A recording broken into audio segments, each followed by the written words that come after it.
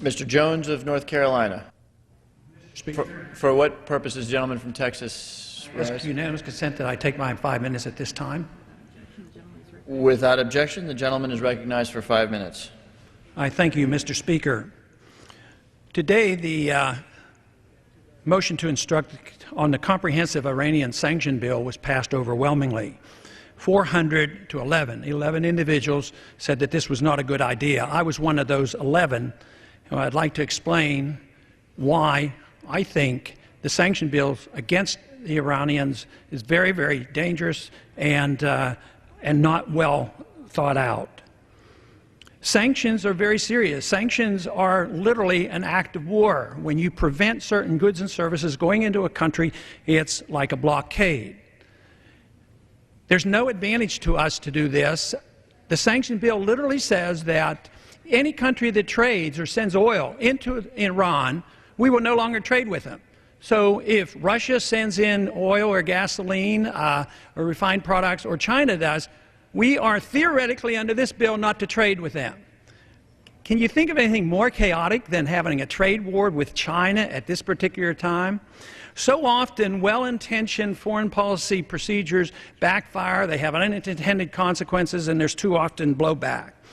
Today, unbelievably, we are engaged in so many places in the world, and we can't afford it. Our foreign policy costs us $1 trillion a year to operate. We're in 135 countries. We have over 700 bases throughout the world. We are engaged in military confrontation in Iraq, Afghanistan, and Pakistan.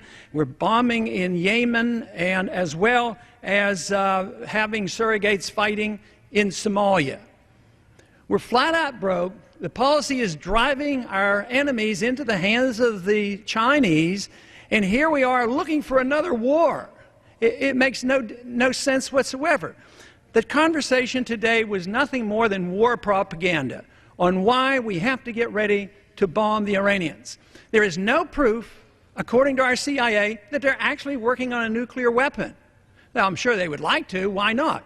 Everybody around them have it, so it would be logical that if they're surrounded and threatened and intimidated with all their people around them, why wouldn't they want one? Well, of course they do. But others have it. They have never been found in violation of the Non-Proliferation Treaty. Never. And yet, Pakistan, India, and Israel, they don't even belong. And they're our friends, and we give them money.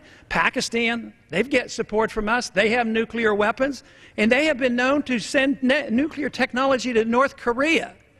So the whole process makes so little sense. The language today was used that, well, we have to go in because of the weapons of mass destruction. They're going to have missiles, and they're going to attack us. It's identical to the propaganda promoting in 2002, in 2001, before we attacked Iraq. So the same process is occurring. Try to generate all this excitement about the need to use hostilities. Now, a lot of individuals vote for sanctions that are basically anti-war, and they don't like the military option, and they think this is an alternative. I think that is deeply flawed thinking, because sanctions lead to hostilities. And if you commit to the sanctions, you're really committing to the next step. The sanctions of the 1990s and the year 2000, the sanctions on Iraq, eventually led to the hostilities and the war and the invasion. So what did that invasion of Iraq do? Did we find any al-Qaeda there? No. We found out that Saddam Hussein wouldn't allow the al-Qaeda there. No weapons of mass destruction. We've turned the country upside down, hundreds of thousands of people injured and killed. We have suffered devastating problems from this. And what has happened? We've turned the government of Iraq over to the Shiites, who are allies with the Iranians.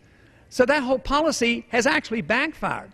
So now what we're doing to the Iranians is driving them into the pockets of the Chinese. The Chinese are pretty good capitalists these days. They work hard, they produce, they sell us certain goods and services, we pay them, they save their money, and they're starting to invest. So they're investing around the world in natural resources. And what are we doing?